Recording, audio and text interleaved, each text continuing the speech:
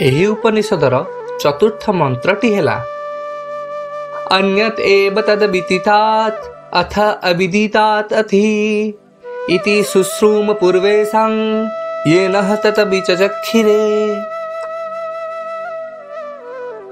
अर्थात आमे जेतिकी जानिचु बा आजि पर्यंत जेतिकी जना जाइछि अन्यत एव बा अन्य मानक ठारु ब्रह्म निश्चित भावरे भिन्न। पुणी एहा हेउछि आम पई जहा अजणा बा आमे जहांकु जानि नाहु तार बहु ऊर्ध्वरे। आमे जहा जानिचु से तार बहु उपरे एवं आमे जहाकु जानि नाहु से तार मध्य बहु उपरे। इति शुश्रूम पूर्वेषां अर्थात एकथा आमे आमर पूर्वज गुरु मानक ठारु सुनि आसुछु जेउ माने ये नस्तद व्याच चक्षिरे आमको एही कथा कहि बुझाई छंती।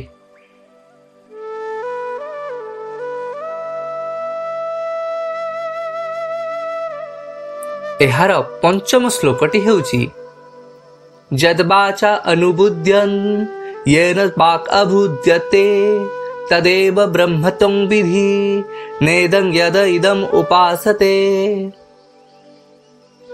अर्थात जहाकु बाणी प्रकट करि पारे नाही अथच जी बाणी को प्रकट कराई थांती अर्थात जहार शक्ति रे वक्ताटीए कहिबा पई समर्थ होइथाय मनुष्य तांकु ही एकमात्र ब्रह्म बोली जानिबा आवश्यक।